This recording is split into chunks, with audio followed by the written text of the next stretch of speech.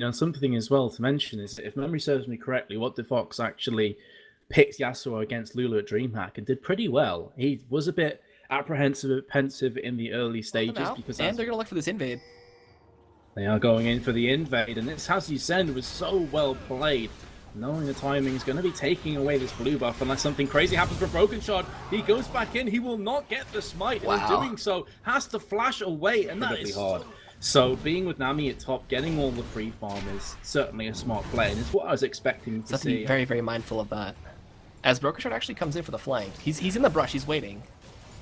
Yeah, he wants to try and wait this one out a bit more. Cocoon misses though from Wing, and that could be so important. Broken Shard going in right now, flash out from Mylon, so he will be okay. But that Cocoon, if it lands, I have to feel it is going to fall.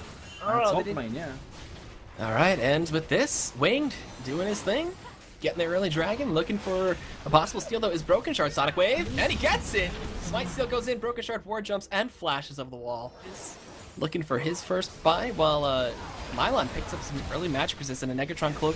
Looking for some big poke down there, Bubble connects.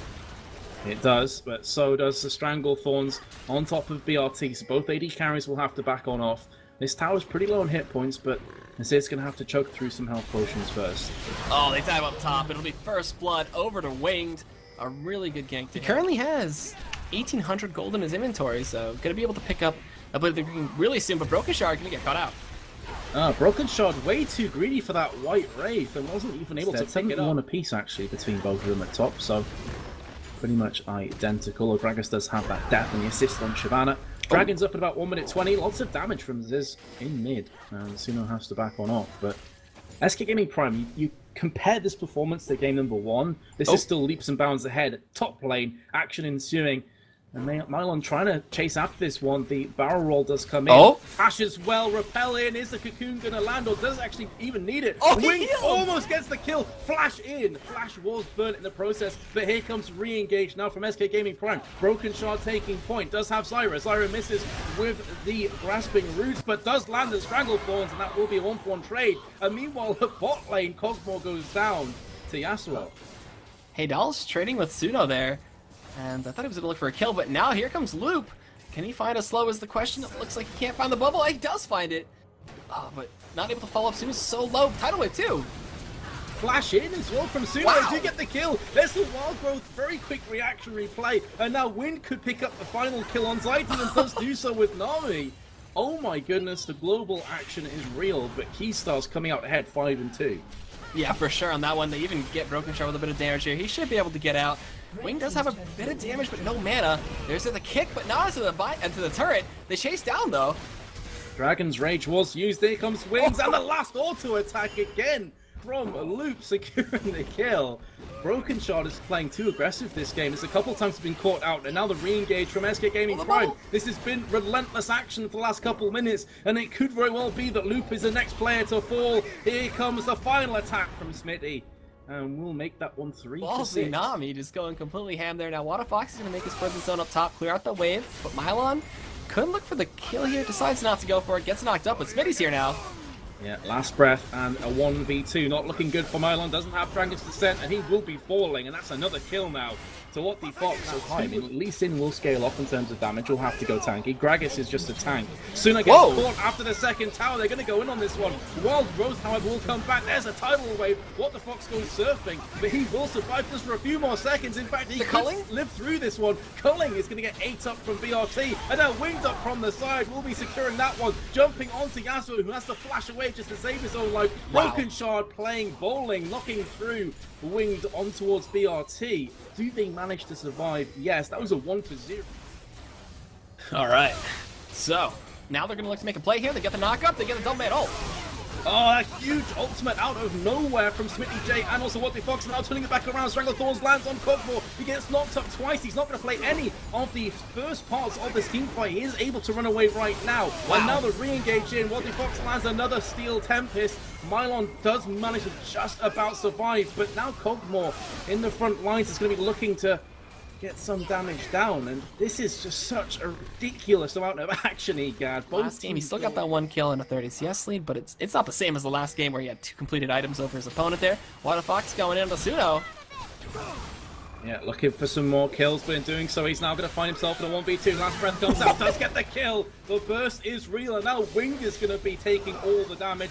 Does repel on up, but shouldn't get too far because Zayden is also coming round from the top side. And then we go, Zayden actually picks that kill up. And something to mention, he did say this in the last fight, is actually a top lane. More slowly but surely getting bigger and bigger. Bilgewater Cutlass finished off, so it looks like Blade of the Rune King coming up second. Does out. That's a beautiful Zyra though. Look at all of the ultimates on top of one another. Wing somehow manages to live to fight for another day for a few more seconds, but now BRT is going to be aggressed upon. Luke lands the Aqua Prism and does secure that kill finally, but BRT should be falling as well, so no AD carry on the board anymore. Mylon is now going to be getting chased down, does flash through to try and pick up the kill on Zyra. In doing so, puts himself in a precarious position though. He's being chased down by 3. He will be finished off there, and 5-0 goes What the Fox. Should be looking to go down here.